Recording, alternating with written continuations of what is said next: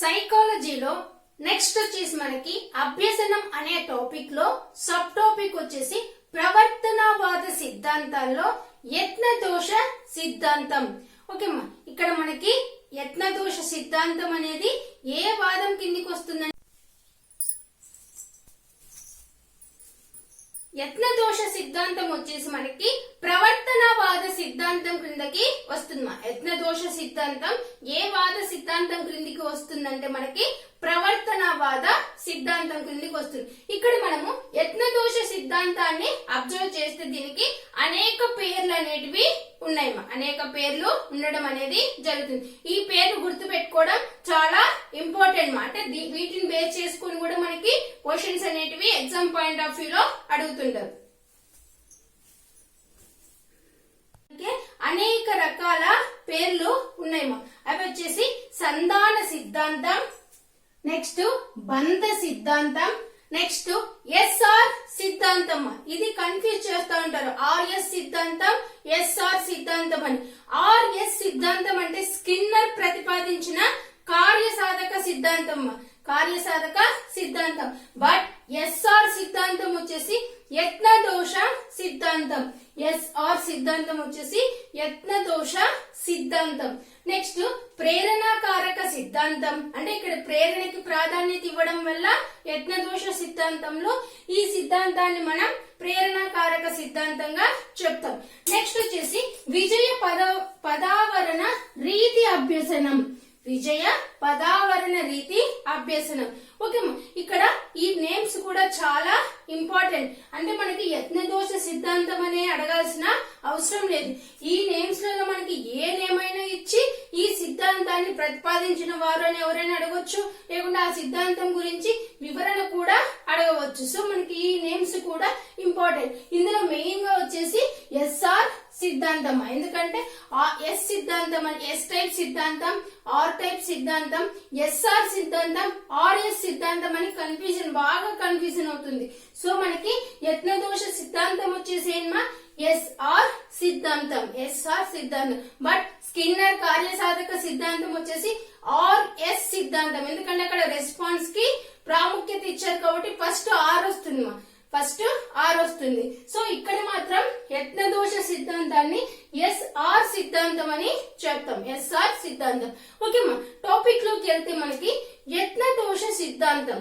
యత్నదోష సిద్ధాంతాన్ని ప్రతిపాదించిన శాస్త్రవేత్త వచ్చేసి Edward E L Thorndike. Edward E L Thorndike. ఈయన అమెరికా దేశానికి చెందిన మనోవిజ్ఞాన శాస్త్రవేత్త.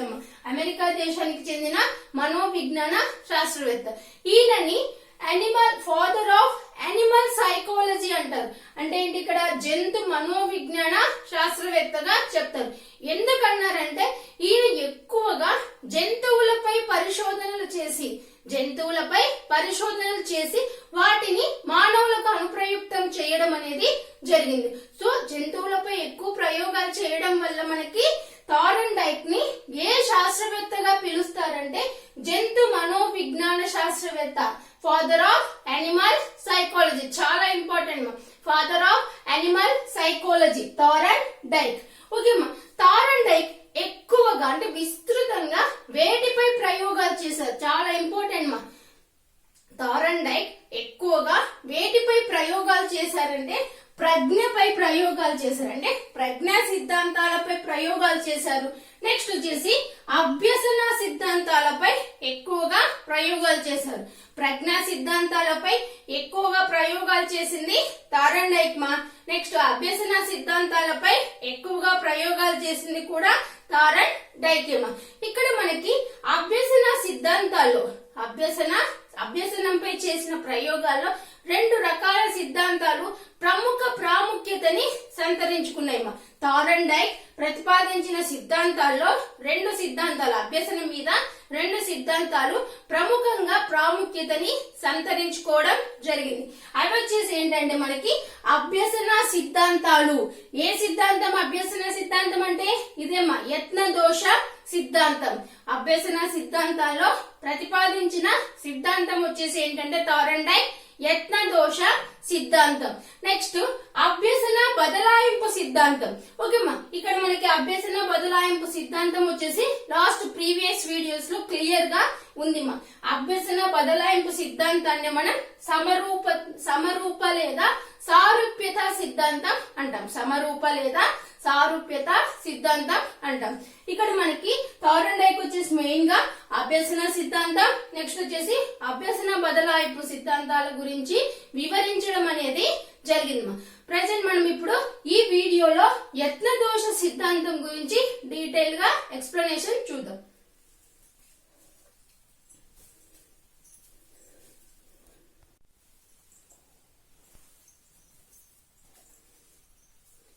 నెక్స్ట్ థార్ండైక్ రచించిన గ్రంథాలు. ఓకేమ్మా, ఇక్కడ మనకి థార్ండైక్ రచించిన గ్రంథాల్లో animal intelligence and experimental studies, animal intelligent and experimental studies. ఓకేమ్మా, థార్ండైక్ ఎక్కువగా అనిమల్స్ పైనే ఎక్స్పెరిమెంట్స్ అనేటివి చేస్తారు. సో దీన్ని ఈజీగా గుర్తుపెట్టుకోవచ్చు మా, animal intelligence and experimental studies. Next వచ్చేసి measurement of intelligence, measurement of intelligence. Third one psychology of learning, psychology of learning. Okay, మనకి ఎగ్జామ్ పాయింట్ ఆఫ్ వ్యూ లో ఇక్కడ థార్ండైక్ రచించిన 3 గ్రంథాలు ఇచ్చి ఇంకొకటి వేరే గ్రంథం ఇచ్చి ఇందులో థార్ండైక్ రచించని గ్రంథం అని అడగొచ్చు మా. థార్ండైక్ రచించిన గ్రంథం అని అడగొచ్చు, లేకుంటే రచించని గ్రంథం అని కూడా అడగొచ్చు. ఇలా ఎగ్జామ్ పాయింట్ ఆఫ్ వ్యూ లో క్వశ్చనింగ్ అనేది ఏ విధంగా అయినా అడగొచ్చుమా. ఓకేమా, ఇక్కడ మనకి యత్న దోష అభ్యసనం అని చెప్పాం. యత్న దోష అభ్యసనం, ఇక్కడ మనకి యత్న దోష సిద్ధాంతం అర్థం కావాలంటే అసలు యత్న దోష అభ్యసనం అంటే ఏంటి? యత్న దోష అభ్యసనం అంటే ఏంటంటే మనం ఇప్పుడు ఏదైనా ఒక కొత్త విషయాన్ని నేర్చుకుంటున్నాము. ఒక కొత్త విషయాన్ని నేర్చుకునేటప్పుడు డైరెక్ట్ గా మనం ఆ విషయాన్ని ఏ తప్పులు లేకుండా చేయగలమా?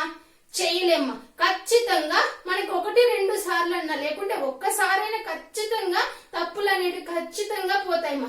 ఎవరు కూడా ఒకేసారి ప్రయత్నపూర్వకంగా అంటే ఒకేసారి తప్పులు లేకుండా నేర్చుకోలేరు. సో మనకి యత్న దోష అభ్యసనం అంటే ఏంటంటే ఏదైనా కొత్త విషయాన్ని నేర్చుకోవడం కష్ట సాధ్యం, అంటే ఒకేసారి నేర్చుకోవడం. అనేక ప్రయత్నాలు చేయాలని, ప్రయత్నాలు పెరిగే కొలది దోషాలు తగ్గుతాయని, ప్రయత్నాలు పెరిగే కొలది దోషాలు తగ్గుతాయని, చివరికి ఖచ్చితమైన ఫలితం లభిస్తుంది. ఓకేనా? తర్వాత నుండి ఆ కృత్యాన్ని నేర్చుకునేటప్పుడు ఏమవుతుంది? ఈజీగా మనం ఒక్కసారి చూడంగానే నేర్చుకోవడం అనేది జరుగుతుంది. ఈ విధంగా మనకి యత్నాలు దోషాలు అంటే ప్రయత్నాలు దోషాలు అనేటివి ఉంటే మనం దాన్ని ఏమంటాం? యత్న దోష అభ్యసనం అంటాం. ఓకే, ఇక్కడ మనం ఒక ఎగ్జాంపుల్ చూస్తే సైకిల్ నేర్చుకుంటున్నామా. సైకిల్ నేర్చుకోవడం అనే కృత్యాన్ని ప్రారంభించాం. ఓకే, మనం నేర్చుకోవడం ప్రారంభించగానే మనం నేర్చుకుంటామా? వెంటనే నేర్చుకోలేం. 1-2 సార్లు క్రింద పడందే మనము ఆ సైకిల్ తొక్కడం అనేది ఈజీగా నేర్చుకోలేం. అంటే ఇక్కడ ప్రయత్నాలు చేసి దోషాలు కూడా జరిగాయి. ఓకేనా? ఇలా మనకు అనేక సార్లు దోషాలు జరిగాయి. అంటే అనేక సార్లు కింద పడిన తర్వాత ఏం చేస్తాము? ఒకసారిగా మనకి ఆ సైకిల్ తొక్కడం అనేది వస్తుంది, అంటే ఫలితం అనేది వస్తుంది. సో మనకి యత్న దోష అభ్యసనం అంటే ఏంటంటే ఏదైనా కృత్యాన్ని నేర్చుకునేటప్పుడు ఖచ్చితంగా దోషాలు అనేటివి వస్తాయి. ఈ దోషాలని మనము ఏం చేస్తాము? వాటిని తప్పించుకొని బాగా నేర్చుకొని ఫలితాన్ని అనేది తీసుకోవడం జరుగుతుంది. దాన్నే మనం యత్న దోష అభ్యసనం అని చెప్తాం. యత్న దోష అభ్యసనము.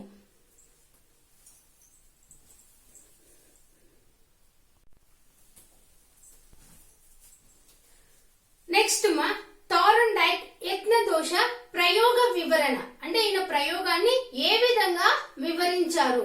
ఓకే, ఇక్కడ మనము అబ్జర్వ్ చేస్తే ఒక ఎగ్జాంపుల్ చెప్తాను. ఇప్పుడు నేను ఫుడ్ తీసుకోక ఒక 2 days అయింది, బాగా ఆకలేస్తుంది. బట్ ఒకే ఒక పెద్ద చెట్టు ఉంది, ఆ చెట్టుకు చాలా మామిడి పండ్లు ఉన్నాయి. కానీ నాకు చెట్టు ఎక్కడం రాదు. బట్ ఆకలేస్తుంది. ఖచ్చితంగా నేను ఆ మామిడి పళ్ళని తింటేనే నాకు ఆకలి తీరుతుంది, కానీ చెట్టు ఎక్కడానికి రాదు. ఏం చేస్తాను, ఫస్ట్ చెట్టు ఎక్కడానికి ట్రై చేస్తా, ఖచ్చితంగా ట్రై చేస్తాము. ఎక్కేటప్పుడు ఏం జరుగుతుంది, ఖచ్చితంగా కింద పడతాం. నెక్స్ట్ రెండోసారి ట్రై చేస్తా, రెండోసారి ట్రై చేసినప్పుడు కూడా కింద పడతాం. అంటే దాన్ని మనం ఆ చెట్టు ఎక్కే విధానంలో మనకి మెలకువ తెలిస్తే, అంటే 2-3 సార్లు దోషాలు జరిగితే, ప్రయత్నాలు చేశాము, 2-3 సార్లు దోషాలు ఏంటి కింద పడడం అనేది జరిగింది. మనం ఆ చెట్టుని ఎలా ఎక్కగలమనే మెలకువ తెలుసుకుంటే ఏం చేస్తాం, మనము ఈజీగా పైకి ఎక్కగలం. సో 2-3 ప్రయత్నాల తర్వాత, అంటే ప్రయత్నాలు చేసిన తర్వాత 2-3 దోషాలు జరిగిన తర్వాత, అంటే కింద పడిన తర్వాత మనకి తెలుస్తుంది అనమాట. అంటే ఏ విధంగా పట్టుకుంటే మనం చెట్టు ఎక్కగలం అనేది తెలుస్తుంది. అలా చెట్టు ఎక్కి ఈజీగా పండు కోసుకొని తినొచ్చు అనమాట.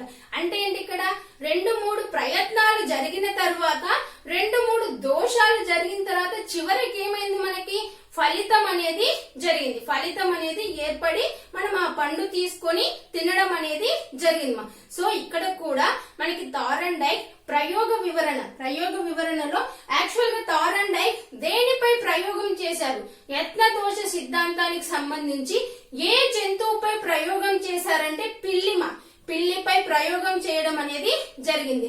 ఇక్కడ యత్న దోష సిద్ధాంతానికి గాను థారన్ డైక్ ఒక ఫజిల్ బాక్స్ ను తయారు చేశారు. ఒక ఫజిల్ బాక్స్. స్కిన్నర్ బాక్స్ ను తయారు చేశారు. స్కిన్నర్ బాక్స్ అంటే కార్యసాధక సిద్ధాంతంలో ఉపయోగించినది ఏంటంటే పరికరం వచ్చేసి స్కిన్నర్ బాక్స్. కానీ యత్న దోష సిద్ధాంతంలో థారన్ డైక్ ఉపయోగించినది ఏంటంటే ఫజిల్ బాక్స్. ఈ ఫజిల్ బాక్స్ కి ఒక మీటను అరేంజ్ చేశారు. చేయడం జరిగింది. ఈ మీట ఎప్పుడైతే నొక్కుతారో ఆ నొక్కినప్పుడు మనకి తలుపు అనేది తెరుచుకోవడం జరుగుతుంది. ఆ విధంగా ఒక ఫజిల్ బాక్స్ ను థారన్ డైక్ తయారు చేయడం అనేది జరిగింది. ఓకేమా, ఆ ఫజిల్ బాక్స్ బయట ఆహారాన్ని ఉంచారు. ఫజిల్ బాక్స్ బయట ఆహారాన్ని ఉంచి ఫజిల్ బాక్స్ లోపల ఆకలితో ఉన్న పిల్లిని ఉంచారు. బాగా ఆకలితో ఉన్న పిల్లిని ఉంచడం అనేది జరిగింది. ఆ పిల్లి బయటికి రావాలంటే ఖచ్చితంగా ఏం చేయాలి, మీటన్ అనేది నొక్కాలి. ఆ మీటన్ నొక్కేది పిల్లికి తెలియదమ్మా. తెలియనప్పుడు ఏం చేస్తుంది, 2-3 ప్రయత్నాల్లో అటు ఇటు తిరిగి మనకి ఏం జరుగుతుంది, అక్కడ దోషాలు అనేది జరుగుతాయి. అంటే ఏంటి, నొక్కలేకపోతుంది, మీటని నొక్కలేకపోతుంది. కానీ ఏదో ఒక సమయంలో మనకి తను ప్రయత్నం చేస్తా ఉన్నప్పుడు, అంటే పిల్లి ప్రయత్నించేటప్పుడు ఏదో ఒకసారి ఏమవుతుంది, అక్కడ ప్రయత్న పూర్వకంగా మనకి మీటన్ అనేది నొక్కుతుంది. మీటన్ నొక్కినప్పుడు ఆటోమేటిక్ ఏమవుతుంది, దాని బోన్ యొక్క తలుపులు తెరుచుకుంటాయి. అంటే ఫజిల్ బాక్స్ యొక్క తలుపు తెరుచుకొని అది ఆహారాన్ని తీసుకోవడం అనేది జరుగుతుంది. అంటే ఇక్కడ మీటన్ నొక్కడానికి ముందు అనేక ప్రయత్నాలు అనేది చేసింది. అనేక ప్రయత్నాలు చేసి విఫలం కూడా అయింది. అంటే దోషాలు అనేటివి కూడా సంభవించాయి. దోషాలు సంభవించి మనకి ఒక్కసారిగా ఏమవుతుంది, అక్కడ మీటను నొక్కడం అనేది జరుగుతుంది. మీటను నొక్కిన తర్వాత తను ఫలితాన్ని పొందింది. అక్కడ ఫలితం ఏంటి, ఆహారాన్ని తీసుకోవడం అనేది జరిగింది. సో ఇక్కడ పిల్లి వచ్చేసి మీటను నొక్కినప్పుడు ఆహారాన్ని తీసుకోవడం అనేది జరిగింది. ఈ విధంగా మనకి అనేక ప్రయత్నాలు చేసి దోషాలను కలిగించుకొని ఇక్కడ మనకి చివరికి ఫలితం అనేది ఏర్పడడమే ఏంటి, ఇక్కడ యత్న దోష సిద్ధాంతం. ఇక్కడ ఇంపార్టెంట్ ఏంటంటే యత్న దోష సిద్ధాంతంలో థారన్ డైక్ ఉపయోగించిన జంతువు పిల్లిమ. నెక్స్ట్ వచ్చేసి థారన్ డైక్ ఒక బాక్స్ ని తయారు చేయడం అనేది జరిగింది. అక్కడ ప్రయోగం కొరకు ఒక బాక్స్ ని తయారు చేయడం జరిగింది. ఆ బాక్స్ పేరు ఏంటంటే మనకి ఫజిల్ బాక్స్ ని తయారు చేయడం అనేది జరిగింది.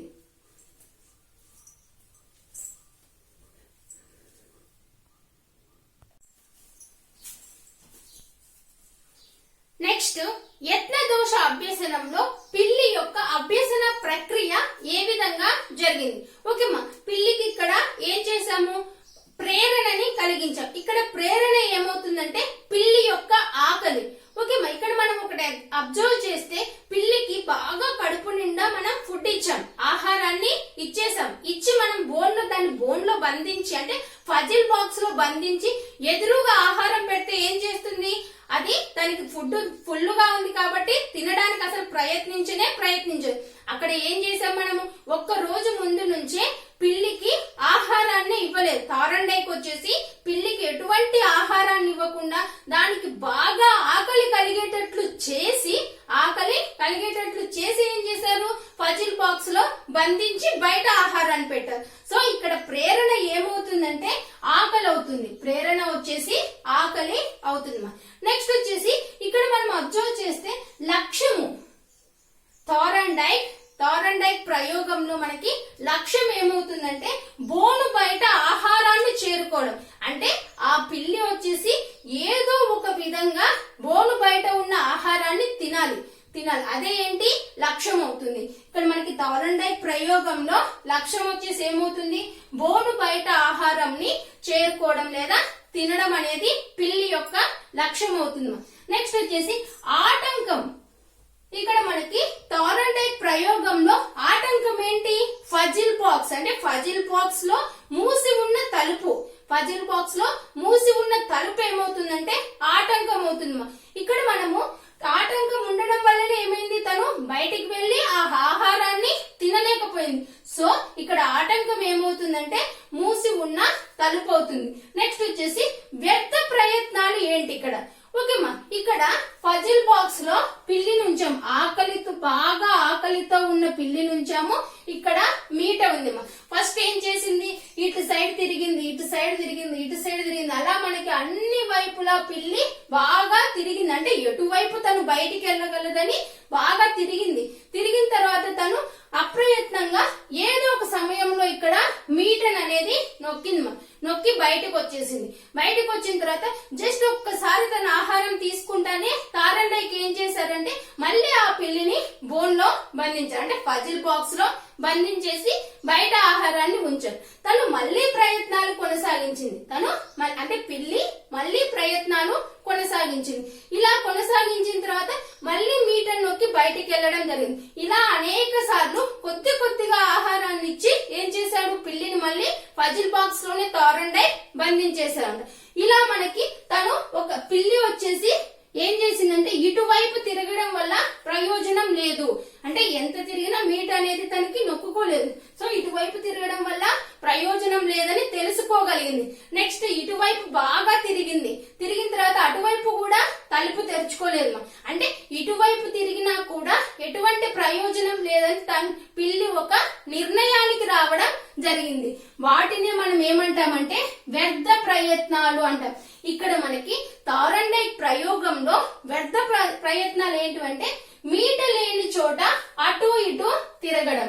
అంటే అది తెలుసుకోగలిగింది చివరికి మీట లేని చోట అటు ఇటు తిరగడం వల్ల ఎటువంటి ప్రయోజనం లేదని తెలుసుకోగలిగింది. సో ఇక్కడ మీట ఉంది, అందువల్ల ఇక్కడ తిరిగితే ప్రయోజనం ఉంటుందని తనకి తెలిసిపోయిందంట. తెలిసిపోయి ఏం జరిగింది, ఇక్కడ సరి అయిన ప్రయత్నం ఏం చేసింది, మీటను నొక్కింది. అంటే ఎటువైపు అయితే మీట ఉందో అటువైపు తిరిగితే ప్రయోజనం ఉంటుందని పిల్లికి తెలిసిపోయింది. సో ఇక్కడ పిల్లి వచ్చేసి మీటను నొక్కింది. ఇక్కడ మీటను నొక్కడం అనేది ఏమవుతుందంటే సరి అయిన ప్రయత్నం అవుతుంది. దాన్ని మనం సరి అయిన ప్రతిస్పందనగా చెప్తాం. అంటే సరి అయిన రెస్పాన్స్ గా చెప్పడం అనేది జరిగింది. సో ఇక్కడ మనకి పిల్లిలో జరిగిన అభ్యసనం ఏంటి అంటే ఎంపిక మరియు సంధానం. ఓకేమ్మా, ఇక్కడ మనకి సంధానం ఏం జరిగింది, ఇక్కడ మీటకి తలుపుకి మధ్య సంధానం జరిగింది. మీటకి తలుపుకి అంటే మీట నొక్కితేనే తలుపు తెరుచుకుంది.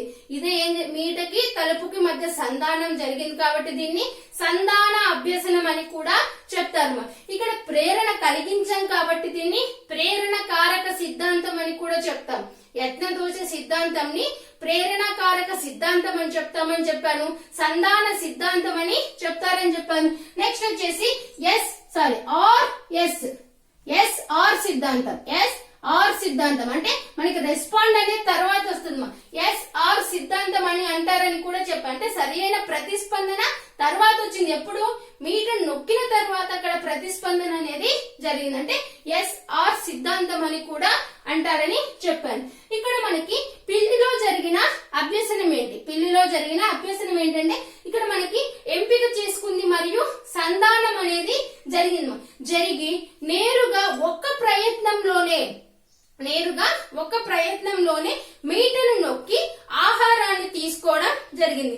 ఇక్కడ మనకి ఒక ప్రయత్నంలోనే మీటర్ నొక్కడం అనేది ఫస్ట్ జరగలేదు మా. ఏం జరిగింది? ఫస్ట్ అనేక ప్రయత్నాలు, అనేక దోషాలు కలిగిన తరువాతనే ఫలితం అనేది ఏర్పడింది. సో మనకి ఇక్కడ అభ్యసన పిల్లిలో జరిగిన అభ్యసన ఏంటంటే ఇక్కడ అనేక ప్రయత్నాలు, అనేక దోషాలు జరిగిన తరువాత ఒక్కసారిగా పిల్లి మీటను నొక్కి డైరెక్ట్ గా ఆహారాన్ని తీసుకోవడం అనేది జరిగింది. సో మనకి ఇక్కడ ఎగ్జామ్ పాయింట్ ఆఫ్ వ్యూలో క్వశ్చనింగ్ అనేది ఎలాగైనా అడగొచ్చు. తారండైక్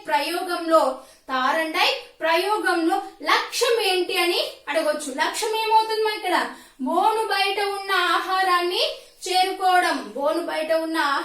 చేరుకోవడమే పిల్లి యొక్క లక్ష్యం. ఇక్కడ ఒక ఎముకను పెట్టారు. సో ఎముకను తినడం అనేది ఏంటి? పిల్లి యొక్క లక్ష్యం. ఇక్కడ పిల్లిలో ప్రేరణ ఏంటి? ఏంటి మా? ఆకలి. తారండైక్ ప్రయోగంలో పిల్లికి కలిగించిన ప్రేరణ ఏంటి? బాగా ఆకలి వేయడం. నెక్స్ట్ వచ్చేసి వ్యర్థ ప్రయత్నాలు ఏంటి? మీట లేని చోట అటు ఇటు తిరగడం అనేది వ్యర్థ ప్రయత్నాలు అవుతుంది. ఇలా మనకి ఎగ్జామ్ పాయింట్ ఆఫ్ వ్యూలో క్వశ్చనింగ్ అనేది ఏ విధంగా అయినా అడగొచ్చు మా.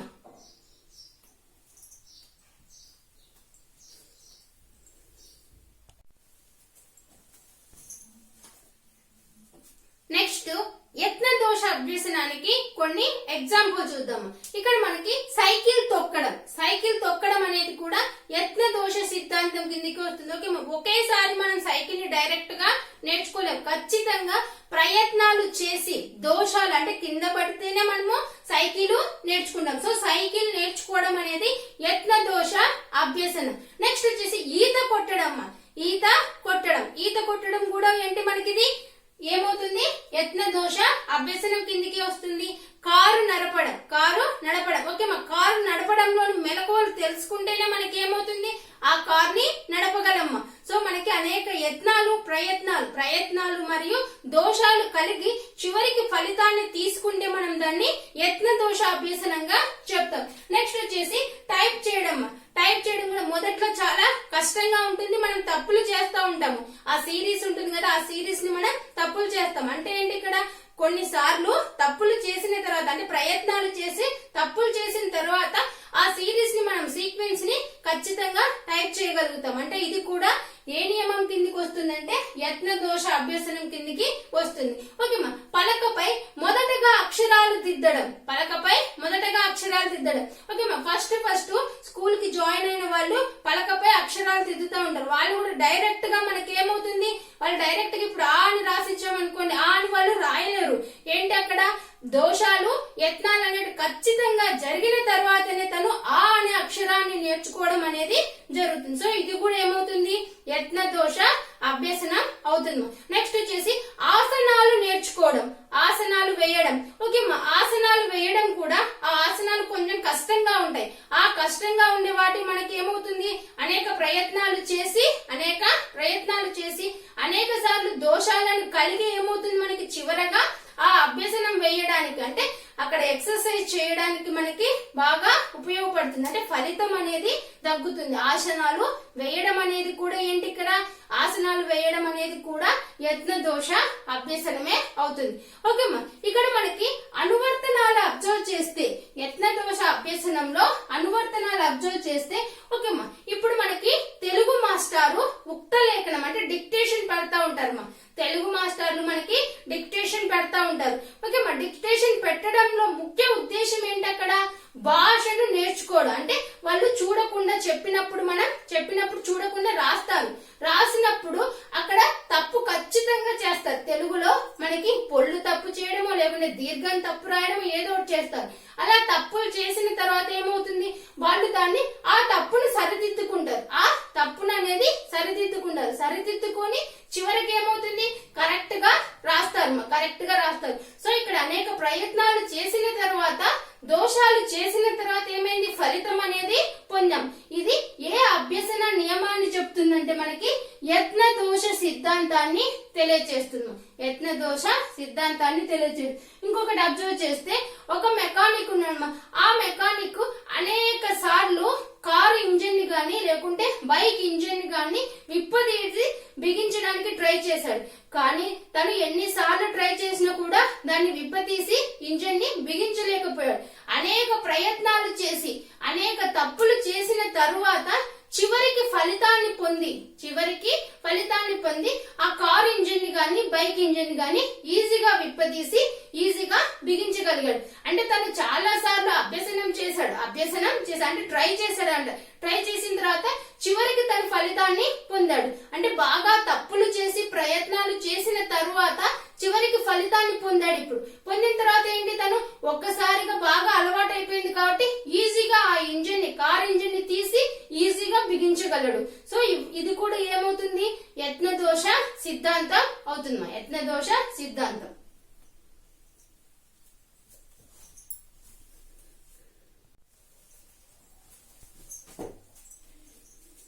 నెక్స్ట్ థార్న్డైక్ అభ్యసన నియమాలు. ఓకేమా, ఇక్కడ మనకి అభ్యసన నియమాల్లో వచ్చేసి ఫస్ట్ వన్ వచ్చేసి సంసిద్ధతా నియమము. సెకండ్ వన్ అభ్యాస నియమము, థర్డ్ వన్ ఫలిత నియమము. ఓకేమా, ఈ సీక్వెన్స్ చాలా ఇంపార్టెంట్. థార్న్డైక్ అభ్యసన నియమాల్లో ఫస్ట్ వన్ వచ్చేసి సంసిద్ధత నియమము. అంటే ఏదైనా నేర్చుకోవాలంటే నూతన విషయాన్ని ఖచ్చితంగా ఏముండాలి, మనకి సంసిద్ధత లేదా సన్నాహం అనేది ఉండాలి. ఓకేమా, హెర్బర్ట్ సోపానాల్లో కూడా ఫస్ట్ సోపానం ఏంటి, మనకి సంసిద్ధత నియమం. సంసిద్ధత లేదా సన్నాహం అనేది హెర్బర్ట్ సోపానాల్లో మొదటి సోపానము. నెక్స్ట్ వచ్చేసి మనకి అభ్యాస నియమము. థర్డ్ వన్ వచ్చేసి ఫలిత నియమము. అంటే సన్నాహం జరిగిన తర్వాత ఖచ్చితంగా మనకి అనేక సార్లు అభ్యసనం జరిగితేనే మనకి ఏమవుతుంది, దానికి సంబంధించిన ఫలితం అనేది వస్తుంది. సో అభ్యాస నియమాల్లో వచ్చేసి ఫస్ట్ వన్ సంసిద్ధత నియమము, సెకండ్ వన్ అభ్యాస నియమము, థర్డ్ వన్ వచ్చేసి ఫలిత నియమమ్మ. థార్న్డైక్ అభ్యాస నియమాల్లో. ఓకేమ్మా, ఫస్ట్ వన్ అబ్జర్వ్ చేస్తే సంసిద్ధత నియమము. ఏదైనా ఒక నూతన కృత్యాన్ని నేర్చుకోవాలి అంటే వ్యక్తి శారీరకంగా మానసికంగా సంసిద్ధంగా ఉండాలి అని వివరించే సిద్ధాంతమే ఏంటంటే మనకి సంసిద్ధత సిద్ధాంతం. అంటే ఒక వ్యక్తి ఏదైనా ఒక నూతన కృత్యాన్ని నేర్చుకోవాలి అంటే దానికి సంబంధించిన శారీరకంగా మానసికంగా సంసిద్ధంగా ఉన్నప్పుడే ఏమవుతుంది, మనం అది నేర్చుకోగలుగుతారనమాట. ఓకేమ్మా, ఇప్పుడు ఫర్ ఎగ్జాంపుల్ ఒక 10 నెలల శిశువుని స్కూల్ పంపించడానికి ట్రై చేసామనుకోండి, ఏమవుతుంది, వాళ్ళు వెళ్ళలేరు. అంటే వాళ్ళకి శారీరకంగా అంటే వయసు అనేది లేదుమా. సర్టెన్ ఏజ్ వచ్చిన తర్వాతనే స్కూల్ పంపించడం అనేది జరుగుతుంది. అంటే ఇక్కడ సంసిద్ధంగా లేరు. 10 నెలల శిశువు లేదా 12 నెలల శిశువు స్కూల్కి వెళ్ళడానికి సంసిద్ధంగా ఉండడు. అంటే మనకి ఇక్కడ సంసిద్ధత నియమం అంటే ఏంటంటే ఒక నూతన కృత్యాన్ని నేర్చుకోవాలంటే ఖచ్చితంగా ఏముండాలి, శారీరక మానసికంగా సంసిద్ధంగా ఉంటేనే నేర్చుకోవడం జరుగుతుందని వివరించే సిద్ధాంతం ఏంటి అంటే సంసిద్ధత నియమం. ఓకేమ్మా, ఇక్కడ మనకి ఫస్ట్ అభ్యసనంలో మొట్టమొదటిగా చేయవలసింది అంటే మనం ఏదైనా అభ్యసనం చేయాలంటే అంటే నేర్పించాలంటే ఫస్ట్ ఏం చేయాలి, విద్యార్థిని సంసిద్ధత అనేది చేయాలి. విద్యార్థినికి అభ్యసనంకు సంసిద్ధుల్ని చేయడం అనేది ఏమవుతుంది, అభ్యసనంలో మొట్టమొదటిగా చేయవలసింది అదేమో. ఉపాధ్యాయుడు వచ్చేసి మొట్టమొదటిగా చేయవలసింది అది. నెక్స్ట్ గుర్రాన్ని నీటి దగ్గరికి తీసుకెళ్లగలము కానీ బలవంతంగా నీటిని తాగించలేము అనే సామెత ఏ నియమాన్ని సూచిస్తుంది అంటే సంసిద్ధత నియమం. అంటే గుర్రాన్ని సంసిద్ధుల్ని చేయగలగాలి. అంటే మనకి ఏంటి, గుర్రాన్ని నీటి దగ్గర వరకు తీసుకెళ్లగలం. నీటి దగ్గరికి తీసుకెళ్లి దాన్ని ఉంచినా మనకి ఏమవుతుంది, దానికి ఇష్టం ఉంటేనే అంటే అది సంసిద్ధమై ఉంటేనే ఏమవుతుంది, నీటిని తాగుతుంది. కానీ అక్కడ ఏంటి, గుర్రాన్ని నీటి దగ్గరికి తీసుకెళ్లగలం కానీ దానిని బలవంతంగా తాగించలేము అనే సామెత ఏ నియమాన్ని సూచిస్తుంది అంటే సంసిద్ధత నియమాన్ని సూచిస్తుంది. ఓకేమ్మా, నెక్స్ట్ ఇంకొక ఎగ్జాంపుల్ అబ్జర్వ్ చేస్తే ఒక ఉపాధ్యాయుడు 4వ తరగతి విద్యార్థులకి ఛందస్సు బోధించడానికి అంటే వ్యాకరణంలో ఛందస్సు బోధించడానికి ప్రయత్నిస్తున్నాడు. అయితే ఆ టీచర్ లో ఏ అభ్యాస నియమం తెలియనట్లు మనం భావించవచ్చు. సంసిద్ధత నియమం అంటే యాక్చువల్ గా అయితే మనకి థర్డ్ ఫోర్త్ విద్యార్థులు వచ్చేసి మనకి ఛందస్సు నేర్చుకునేంత ఏజ్ వాళ్ళకి ఉండదు, అంటే వయసు అనేది ఉండదు. నెక్స్ట్ మానసికంగా కూడా వాళ్ళు దాన్ని నేర్చుకోలేరు. సో ఆ ఉపాధ్యాయుల్లో ఏ అభ్యసన లోపం ఉన్నట్లు మనం చెప్పవచ్చు అంటే, ఏ అభ్యాస నియమం లోపం ఉన్నట్లు భావించవచ్చు అంటే సంసిద్ధత నియమం అనే లోపం తెలియనట్లు మనం భావించవచ్చు.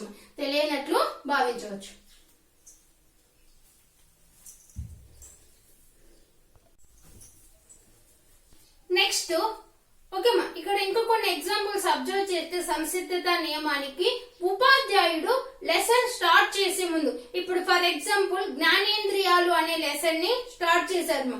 అంటే ఆ జ్ఞానేంద్రియాలు అనే లెసన్ ని స్టార్ట్ చేసేటప్పుడు విద్యార్థులకి ఏమి తెలుసో ముందు అడిగి తెలుసుకుంటాడు. అంటే ఆ జ్ఞానేంద్రియాల గురించి విద్యార్థులకు ఏమైనా తెలుసా అనే విషయాన్ని ముందు తెలుసుకుంటాడు.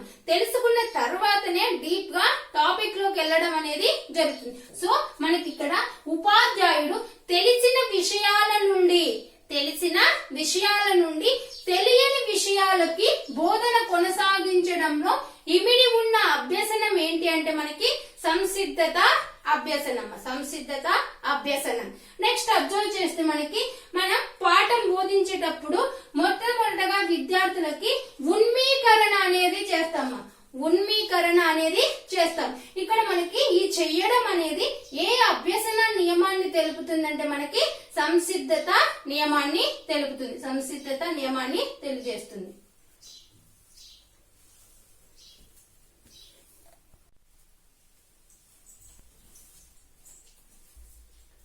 నెక్స్ట్ సెకండ్ వన్ వచ్చేసి అభ్యాస నియమం. ఓకే, థారన్ డైక్ అభ్యసన నియమాలలో సెకండ్ వన్ అభ్యాస నియమం. ఇక్కడ మనకి అభ్యాస నియమం అంటే ఏంటంటే మనకి ఉద్దీపన ప్రతిస్పందనల మధ్య సంధానం జరిగి బలం ఏర్పడాలంటే అక్కడ మనకి సరి అయిన ప్రతిస్పందన అనేది ఎక్కువ సార్లు పునరావృతం చేస్తూ ఉండాలని వివరించే నియమం ఏంటి అంటే అభ్యాస నియమం. ఓకేమ్మా, ఇక్కడ మనకి ఒక ఎగ్జాంపుల్ చెప్తే ఈజీగా అర్థమవుతుంది. ఇక్కడ మనకి ఫస్ట్ ఎక్కాలు నేర్చుకోవడం, విద్యార్థి ఎక్కాలు నేర్చుకోవడం. ఓకేమ్మా, ఒకసారి చదివి వదిలేస్తే వాళ్ళకి రాదు.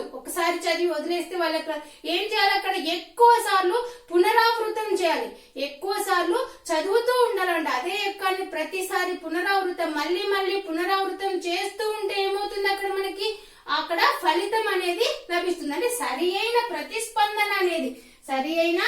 ప్రతిస్పందన అనేది ఏర్పడుతుంది అని వివరించే సిద్ధాంతం ఏంటంటే అభ్యాస సిద్ధాంతం అవుతుంది. ఇక్కడ మనకి ఎగ్జాంపుల్స్ అబ్జర్వ్ చేస్తే చిన్నతనంలో ఎక్కాలను, నెక్స్ట్ పద్యాలను, రైమ్స్ ను ఏం చేస్తారు, అనేక సార్లు పలికించడం జరుగుతుంది. ఓకేమా, అలా అనేక సార్లు వాళ్ళతో పలికించడం వల్ల ఏమవుతుంది, వాళ్ళకి బాగా ప్రాక్టీస్ అయ్యి బై హార్ట్ అనేది అవుతుంది. అక్కడ ప్రాక్టీస్ అయ్యి వాళ్ళు ఇంక ఎప్పటికీ మర్చిపోరుమా. సో అభ్యాస నియమం కిందికి వస్తాయి ఇవి. అంటే ఎక్కాలను ఎక్కువ సార్లు రాయించడం, అంటే ఒకరు ఇక్కడ నిలబడి ఏం చేస్తారు, విద్యార్థులు ఒకరు పలికిస్తా ఉంటే ఎక్కాలని అందరూ పలుకుతూ ఉంటారు. అలా ఎందుకు పలికిస్తారంటే అక్కడ మనకి అవి మళ్ళీ పునరావృతం అవ్వడానికి, ఆ ప్రతిస్పందనలు మళ్ళీ పునరావృతం అయ్యి అక్కడ మనకి బాగా గుర్తుండిపోవడానికి జరుగుతుంది. సో చిన్నతనంలో ఎక్కాలను, నెక్స్ట్ వచ్చేసి పద్యాలను, రైమ్స్ ను అనేక సార్లు పలికించడం, నెక్స్ట్ రాయించడం కూడా చేస్తారు. నెక్స్ట్ వచ్చేసి కాఫీ రైటింగ్.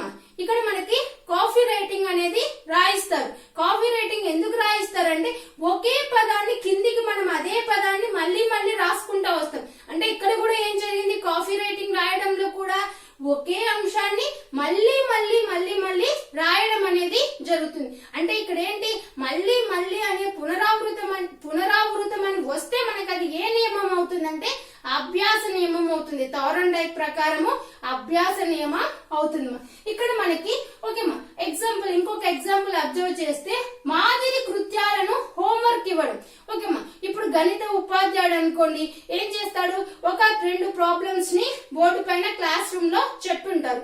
సేమ్ అలాంటి ప్రాబ్లమ్స్ ఉన్నాయనుకోండి, అవన్నీ కూడా బోర్డు పైన చెప్పలేరు కదా. సో ఏం చేస్తారు వాళ్ళు, ఆ సేమ్ మాదిరిగా ఉండే కృత్యాలను ఏం చేస్తారంటే సమస్యలు అంటే ప్రాబ్లమ్స్ ని ఇంటి దగ్గర చేయమని చెప్తారు.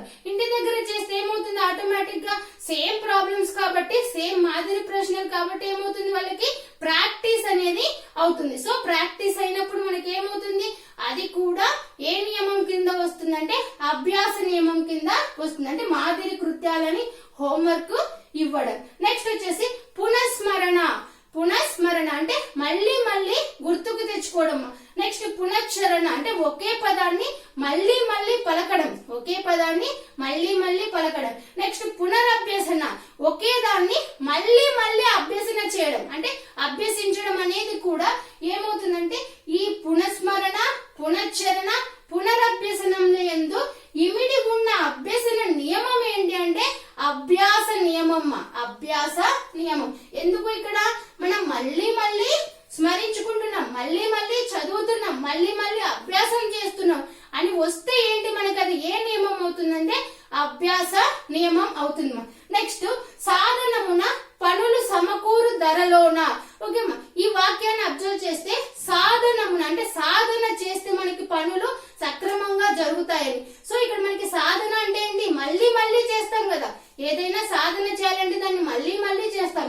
సో సాధనమున పనులు సమకూరు ధరలోన అనేది ఏ నియమాన్ని తెలియజేస్తుందంటే అభ్యాస నియమాన్ని. నెక్స్ట్ మా practice makes mans perfect. Practice makes mans perfect. ఇక్కడ మనం ఏం చేస్తున్నాం, ప్రాక్టీస్ చేస్తున్నాం. సో ప్రాక్టీస్ అనేది కూడా ఏంటి ఇక్కడ మనకి అభ్యాసం. సో అభ్యాస నియమం కిందికి వస్తుంది. నెక్స్ట్ అభ్యాసం కుసు విద్య. అభ్యాసం కుసు విద్య అనేది కూడా దేన్ని తెలియజేస్తుందంటే అభ్యాస నియమాన్ని తెలియజేస్తుంది. ఓకేమ్మా, ఇక్కడ మనకి అభ్యాస నియమంలో ఇంకొక ఎగ్జాంపుల్ అబ్జర్వ్ చేస్తే, ఇప్పుడు తెలుగు మాస్టారు ఒక సంధి కార్యం గురించి వివరించి, సంధి కార్యం ఫర్ ఎగ్జాంపుల్ సవర్ణ దీర్ఘ సంధి ఉంది, ఆ సవర్ణ దీర్ఘ సంధి గురించి వివరించి ఒక 2-3 ఎగ్జాంపుల్స్ ఇచ్చారు. 2-3 ఎగ్జాంపుల్స్ ఎక్స్ప్లెయిన్ చేశారు. చేసి దానికి సంబంధించిన అంటే సవర్ణ దీర్ఘ సంధికి సంబంధించిన మిగిలిన సందులు ఎగ్జాంపుల్స్ గా ఏవైనా ఉంటే చేసుకొని రండి, ప్రాక్టీస్ చేసుకొని రండి అని ఇంటికి హోంవర్క్ ఇవ్వడం కూడా ఏమవుతుందంటే అభ్యాస నియమం అవుతుంది. అభ్యాస నియమం. ఇక్కడ గణిత ఉపాధ్యాయుడు మాదిరి ప్రశ్నలను హోంవర్క్ ఇవ్వడం కూడా ఏంటి అభ్యాస నియమం క్రిందికే వస్తుంది. తారండైక్ ప్రకారం అభ్యాస నియమం క్రిందికే వస్తుంది. ఇక్కడ అభ్యాస నియమం అంటే గుర్తు పెట్టుకోవాల్సింది ఏంటంటే మనకి మళ్ళీ మళ్ళీ చదవడం లేదా మళ్ళీ మళ్ళీ రాయడం, మళ్ళీ మళ్ళీ అభ్యాసం చేయడం అని వస్తే మనకి అది ఏ నియమం అవుతుందంటే అభ్యాస నియమం అనేది అవుతుంది.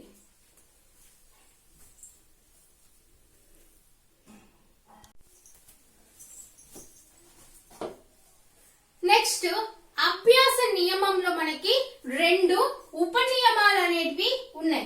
ఓకే, ఇక్కడ మనకి అభ్యాస నియమంలో 2 ఉపనియమాలు ఉన్నాయి. అవి వచ్చేసి నవ్యత్వ నియమము, నవ్యత్వ నియమము. సెకండ్ వన్ వచ్చేసి తరచుదన లేదా పౌనఃపున్య నియమము. ఇక్కడ నవ్యత్వము పేర్లోనే ఉంది. ఏదైనా ఒక కృత్యాన్ని, ఒక నూతన కృత్యాన్ని అభ్యసించే ముందు మనకి ఏమవుతుంది, ఆసక్తి, ఆకర్షణ అనేది పెరుగుతుంది. ఆకర్షణ వల్ల అంటే కొత్త విషయం అనేది ఆకర్షణ వల్ల మనకి ఏమవుతుందంటే ఆసక్తి అనేది పెరుగుతుంది. ఇలా ఆకర్షణ, ఆసక్తి పెరుగుతుందని తెలియజేసే నియమమే ఏంటంటే మనకి నవ్యత్వ నియమం అవుతుంది. నెక్స్ట్ ఇక్కడ సెకండ్ వన్ అబ్జర్వ్ చేస్తే తరచుదన నియమము. తరచుదన నియమం. ఇక్కడ తరచుదన నియమం అంటే ఏంటంటే ఆకర్షించిన నూతన విషయం ఉంది కదా, ఆకర్షించిన నూతన విషయాన్ని మనం పదే పదే ఏం చేస్తాం, తరచుగా ఎక్కువ సమయం దానిపైనే కేటాయిస్తూ ఉంటే, ఎక్కువ సమయము ఆ ఆకర్షించిన విషయం పైనే కేటాయిస్తూ ఉంటే మనకు అది ఏమవుతుందంటే తరచుదన లేదా పౌనఃపున్య నియమం అనేది అవుతుంది. ఫస్ట్ నూతన కృత్యం ఆకర్షిస్తే అది ఏమవుతుంది, నవ్యత్వ నియమం అవుతుంది. ఆకర్షించిన విషయాన్ని పదే మనం అదే పనిగా చేస్తూ ఉండి దానిపైనే ఎక్కువ సమయాన్ని కేటాయిస్తూ ఉంటే అదేమవుతుందంటే తరచుదన నియమం అవుతుంది. ఓకేమా, ఫర్ ఎగ్జాంపుల్ ఇప్పుడు లేడీస్ ఉంటారు, లేడీస్ కి కుట్లు అల్లికలు అనేటివి చాలా ఇంట్రెస్ట్. అంటే ఆ కుట్లు అల్లికల పైన వాళ్ళు ఎక్కువ సమయాన్ని దాదాపు 3-4-5 గంటలైన విసుగు లేకుండా ఆ పనిని అదే పనిని చేస్తా ఉంటారు. అంటే ఆ ఆకర్షించిన అంశం పైన ఏంటి ఎక్కువ సమయాన్ని దానిపైన కేటాయిస్తూ ఉంటారు అనేది ఏ నియమం తెలియజేస్తుందంటే తరచుదన లేదా పౌనఃపున్య నియమం తెలియజేస్తుంది. ఓకేమా, ఇక్కడ మనకి తరచుదన లేదా పౌనఃపున్య నియమం, తరచుదన లేదా పౌనఃపున్య నియమంలో తిరిగి 2 రకాలు ఉన్నాయమ్మా. అవి వచ్చేసి ఉపయోగిత నియమము, నిరుపయోగిత నియమము. ఓకేమ్మా, మనకి నేర్చుకున్న అంశము ఉపయోగకరంగా ఉంటే దాన్ని మనం పదే పదే చేసి ఆ కృత్యాన్ని ఎప్పటికీ మర్చిపోం. బట్ అది ఉపయోగకరంగా నేర్చుకున్న కృత్యం అది ఆసక్తికరంగా అనిపించింది, నెక్స్ట్ వచ్చేసి ఆసక్తికరంగా అనిపించడం వల్ల మనం దాన్ని బాగా నేర్చుకున్నాం కూడా. నేర్చుకున్న అంశం మనకు ఉపయోగకరంగా లేదు అనిపించింది అనుకోండి, ఏం చేస్తాం, దాన్ని అభ్యాసనం చేయడం అనేది మానేస్తాం. అభ్యాసం అంటే నేర్చుకోవడం అనేది పదే పదే ఆ నేర్చుకోవడం అనేది మానేస్తే ఏమవుతుంది, ఆటోమేటిక్ గా మనం దాన్ని మర్చిపోతాం. సో మనకు వచ్చేసి ఇక్కడ ఉపయోగిత నియమము, నిరుపయోగిత నియమాలు అనేటివి తరచుదన నియమంలో మళ్ళీ 2 భాగాలుగా ఉన్నాయమ్మా.